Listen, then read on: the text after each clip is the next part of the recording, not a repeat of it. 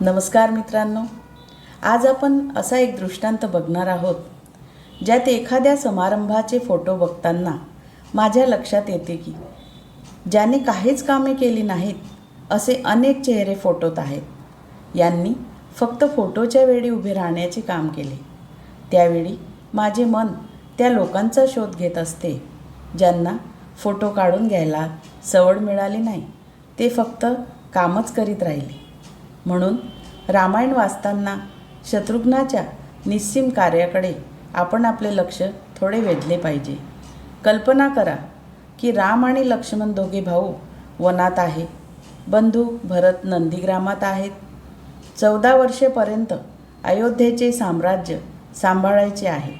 ज्या साम्राज्याला राजा नाही असे राज्य सांभाळायचे आहे. तुम्ही राजनीतीशास्त्र कधी वाचले असेल. राजनीतीशास्त्रामध्ये राज्यावरचे सर्वात मोठे संकट अराजक हे आहे. म्हणून एखादा राजा मरण पावल्यावर त्याचा अग्निसंस्कार करण्यापूर्वी नवीन राजाचे नाव घोषित करावे लागते. राजनीतीप्रमाणे असा एकही दिवस नसावा ज्या दिवशी राजा नाही. अयोध्येला 14 वर्षे राजा नाही. पादुकांची सेवा करीत श्री भरत नंदीग्रामात बसलेले आहेत. दोघे भाऊ वनात आहेत. वडील स्वर्गाला गेले. मग अयोध्येचे राज्य 14 वर्षे कोणी सांभाळले. ज्या ठिकाणी राजा नाही अशा ठिकाणी सेना अस्ताव्यस्त होते. कधी लोक विद्रोह करतात. मंत्रिमंडळ, सेना, राज्याचा कोश हे सगळे सांभाळणे सामान्य गोष्ट नाही. रायगडावर छत्रपती शिवाजी महाराजांच्या पश्चात काय काय भयानक घटना घडल्या ते शिवचरित्रात वाचा. म्हणजे एखाद्या मोठ्या माणसाच्या मृत्यूनंतर राज्यकारभार सांभाळणे किती अवघड असते ते लक्षात येईल. शत्रुघ्नाला फक्त राज्य सांभाळायचे नव्हते, घरामध्ये असलेल्या 6 महिलांना सांभाळायचे आहे. प्रत्येकीची मनोवृत्ती भिन्न आहे. कौसल्या माता रात्रंदिवस अश्रुपात करते आहे. कैकेयी माता अंतःकरणातून दग्ध होती. तिला आता आपल्या कर्माचा पश्चाताप होतो आहे. उर्मिलेच्या नेत्रातील आसवांना खळ नाही. मांडवीचा पती भरत अयोध्येच्या जवळच नंदीग्रामात आहे, पण ती तिथे जाऊन पतीला भेटू शकत नाही. थोडा या परिस्थितीचा विचार करा. पण 14 वर्षे इतक्या महिलांना सुखावत सांभाळणे ही सामान्य गोष्ट नाही. शत्रुघ्नाचे जीवन यातच अर्पित आहे. सगळे कर्तृत्व या धाकट्या भावाचे आहे. अयोध्येचे संपूर्ण कुटुंब, राज्य आणि सेना त्याने 14 वर्ष सांभाळली. आणि एवढे करूनही 14 वर्षानंतर रामचंद्र परत आले तेव्हा त्यांच्या स्वागतासाठी शत्रुघ्न सर्वात पुढे नाही.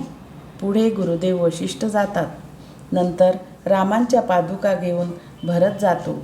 भगवान राम परत आल्यानंतर सारेजण राम भरत भेटीचे वर्णन करतात, पण शत्रुघ्नाचे वर्णन कोणी करत नाही. ही मंडळी फोटो करता नाहीतच, पण ते फोटोत दिसत नाहीत. म्हणून त्यांनी काही काम केले नाही असे म्हणणे कृतज्ञपणा आहे. एखादे उत्तम देवालय उभे असते. लोक त्या देवालयाच्या शिखराकडे पाहतात, भिंतीकडे पाहतात, सुंदर कलाकुसर पाहतात. पण हे सगळे मंदिर पायातल्या ज्या दगडावरती उभे असते त्या दगडांकडे कोणाचे लक्ष जात नाही. हे पायातले दगड जर विचार करतील की आपला फोटो कधीच निघत नाही, फक्त मंदिराच्या कळसाचा निघतो, तेव्हा फोटोग्राफर आल्यावर आपण जमिनीतून बाहेर येऊ तर ते मंदिर किती वेळ उभे राहील. इतके सुंदर मंदिर उभे आहे कारण पायातले दगड स्वतःला गाडून त्या ठिकाणी स्थिर आहेत. म्हणून मला तर नेहमीच वाटते की पायामध्ये गाडल्या गेलेल्या पत्थरांचा प्रतिनिधी म्हणून देवाच्या मंदिरात प्रवेश करताना आपण पायरीला प्रणाम करतो. त्याचप्रमाणे रामाच्या मंदिरात प्रवेश करताना पहिला प्रणाम या शत्रुघ्नाला करणे फार आवश्यक आहे. कारण त्या पायाखालच्या दगडावर अयोध्येचे दिव्य वैभव उभे राहिले आहे. आपल्या व्रताचे पालन करताना 14 वर्षात बेसावध क्षणी देखील सिंहासनावर बसण्याचा क्षुद्र विचार शत्रुघ्नाच्या मनाला कधीही शिवला नाही. वनात राहून वनवासाचे नियम पाळणे सोपे आहे. नंदीग्रामात राहूनसुद्धा ते नियम पाळणे सापेक्षतेने सोपे आहे. पण रात्रंदिवस राजधानीत राहून आणि रोजच्या रोज सगळ्या राज्यव्यवहाराचा परामर्श घेऊन पुन्हा अंतःकरणाने संन्यासी राहणे हे फार कठीण आहे. आणि एवढे सगळे करून शत्रुघ्न कुठेही मीपणा मिरवत नाही.